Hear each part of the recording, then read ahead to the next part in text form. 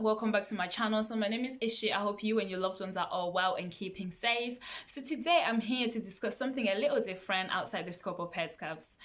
I'm here to talk about how we would know that there is a God, whether it's something that we need evidence for or whether it's something that we're just meant to believe without anything, without any supporting evidence or without having to see anything. So I do understand that I am diving into a very dangerous and contradictory area. So I am actually looking forward to hearing your views and your input on this topic. Now, I appreciate that you could be a believer or you could be religious. You could have been religious for a very long time, but you know, it is undoubted that there is a moment in your life where you think, is he there? Is he real? Or maybe when you go through something and you're thinking to yourself, where is God in this situation? So I've just got a really realistic or maybe relatable example on how to answer the question of whether the God is there or whether he is real. So I was at church the other day and the topic was obviously, how do we know that there is a God? So the pastor responded with like a series of other questions that we had to answer in order to get to the bottom of that question. So the first one was, do you know your biological mom? And if you did, then how did you know that she was your mom? Because as a baby, you know, you can't see that you've just been born by this person. And so how do you know going on from there that she is your mom? And we had response like, obviously my mom has looked after me from birth. But again, you can come back and say, you know, you could literally be looked after by anyone. There are circumstances where, you know, you grow up being looked after by a family member, by relatives, even you could have been adopted, you could have been looked after by someone completely different. But again, that doesn't mean that, you know, she is your mom just because she played that nurturing role for you as you were growing up. And, you know, we had other responses like, she looks like me. And again, you could look like anybody. You could look like your auntie. You could look like your grandmother. You could look like anybody. So that was, again, not, you know, a valid response as to how you would know that somebody is your mom. So then it was a very difficult question to answer, and it all came down to the fact that we were told by somebody, it's either our mom told us that I am your mom, or somebody, you know, other people told us like, look, this lady here is your mom, and we just had to accept it and believe that, you know, this is our mom as we've been told. And again, the question comes, well, how can you believe what you've not seen?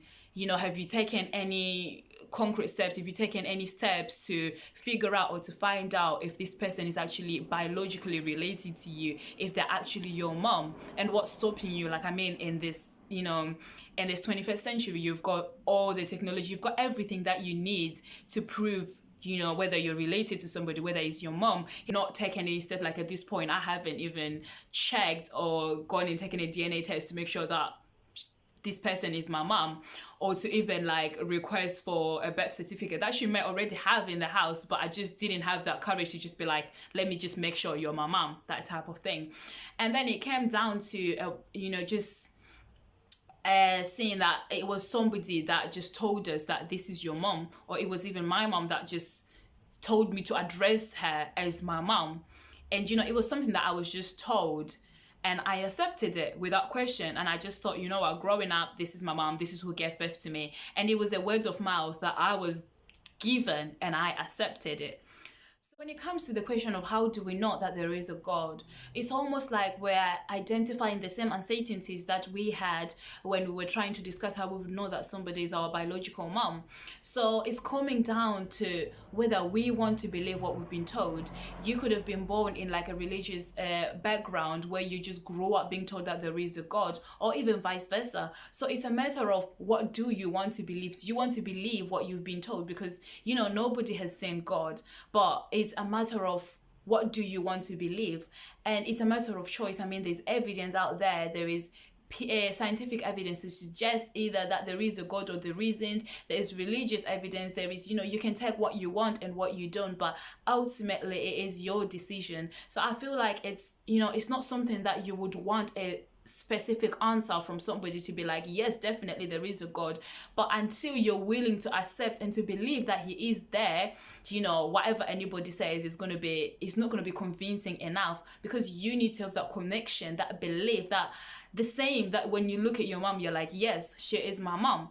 And if you're not ready at that stage to be at that stage in your faith with God, then you can have all the evidence in the world. I could tell you everything that's happened in my life, but it won't be enough until you have that faith, until you have that connection to believe, that you're willing to believe what you're being told. Knowledge is an enemy of faith, because what faith is literally believing in something that you've not seen or you've not known. You've just heard about it and you've chosen to believe it. Whereas knowledge is requiring evidence that this is this, and that's how you know it and that's how you believe it. So if you're someone who's looking to know that there is a God, looking for that concrete answer to say, yes, definitely there is a God because A and B and C, then maybe you're a little further away to faith than you can imagine. Because with faith you can believe that there is a God regardless of what is going to happen, regardless of what has already happened in your life. It is just a connection. It is that faith that you need to believe that there is a God.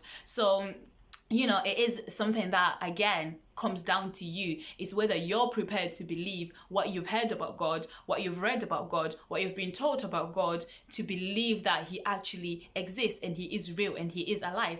And nobody can answer that question. So if you're somebody who is still looking for evidence, or you need to know that there is a God, then there's going to be situations in your life where you look at anything, it could potentially be bad things that happen to your life, that you can question to say, okay, if there is a God, then, where is he, or where was he in such situation when I was going through this? Whereas if you're somebody who is ready and willing to believe that he is there, that means regardless of any bad thing that can happen in your life, you're going to look and say, this happened, but here I am alive. He is there, he's been looking after me. And you appreciate every little thing that you have in life because you believe that he is there. And, which is opposite to you requiring knowledge, because you're going to question everything that happens and say, why was he letting this happen? So I feel like at the end of the day, it's going to come back to you and how much you're willing to connect to him. So nobody can answer the question of whether he is there or he is not there. It ultimately comes to you and yourself, and what you want to believe about God, and whether he is real or he is not. Only you can answer that question, and hopefully you will find the right person, the right answer that will put you at peace. So thank you so much for spending these few minutes with me, and I'd love to hear from you. What is your input on this view? And what do you think? Write in the comments below. I'm so interested to hear what you guys think. And if this type of discussions are anything for you, then do subscribe and hit the bell so that we meet again when we discuss things like this. And yeah, like and subscribe, and I'll see you next time.